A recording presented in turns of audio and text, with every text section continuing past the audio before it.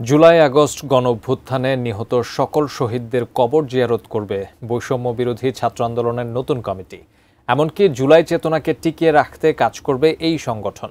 এদিকে শহীদ হিসেবে স্বীকৃতি না পাওয়া মোহাম্মদপুরের বিহারি ক্যাম্পের একটি শহীদ পরিবারের সঙ্গেও সংগঠনের নেতৃবৃন্দ সাক্ষাৎ করেন। মোহাম্মদ সোহাগ বিশ্বাসের রিপোর্ট।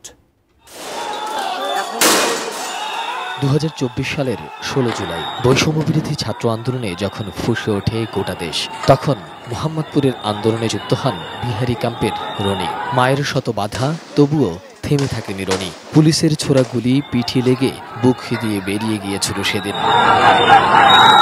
শেষবার মা বলে যে সন্তান ঘরের বাইরে গিয়েছিল, সেই সন্তান ফিরে এসেছে লাশ হয়ে। একমাত্র উপার্জনক্ষম সন্তানকে হারিয়ে অসহায় রনির পরিবার। এক বছরেও শহীদের তালিকায় সন্তানের নাম না থাকা ও কোনো সহায়তা না পাওয়ার আক্ষেপ শহীদ রনির মায়ের। জানালেন, বাড়ি বাড়ি কাজ করেই চলছে তার সংসার।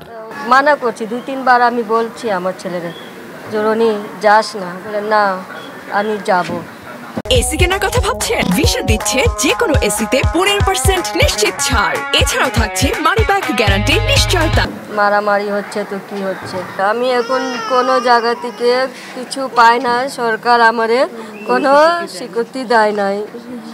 কোনো টাকা পয়সা দিতে সরকারের পক্ষ থেকে? না, সরকার কোনো টাকা পয়সা দেয় নাই। এর আগে শুক্রবার সকালে রাজধানীর রায়ের বাজার কবরস্থানে জুলাই আন্দোলনে শহীদ বেওয়ারিশদের কবর জিয়ারত করেন বৈষম্যবিরোধী ছাত্র আন্দোলনের নতুন কমিটি। পরে সাংবাদিকদের বলেন, এই সরকার শহীদ পরিবার ও আহতদের খোঁজ খবর নিতে ব্যর্থ হয়েছে। আমরা আমাদের ব্যর্থতাটা স্বীকার করি যে আমরা আসলে যতটুকু খোঁজ নেওয়া সম্ভব ততটুকু আমরা নিতে পারছি না, তবে আমরা আমাদের সাধ্যমতো চেষ্টা করছি। আমরা এবারকে জুলাই রক্ষার যে ব্যাপারটা, জুলাইকে টিকিয়ে রাখা, জুলাই জিন্দা রাখার যে প্রচেষ্টা, সেইখানের ভেতরেই আমরা এবার আসলে বেশি সময় দিতে যাচ্ছি। মৌলিক সংস্কার ছাড়া এদেশে কোনো নির্বাচন ছাত্র সমাজ মানবে না বলেও হুঁশিয়ারি দেন বৈষম্যবিরোধী ছাত্র আন্দোলনের নেতারা। মোহাম্মদ সোহাগ বিশ্বাস, এটিএন নিউজ, ঢাকা।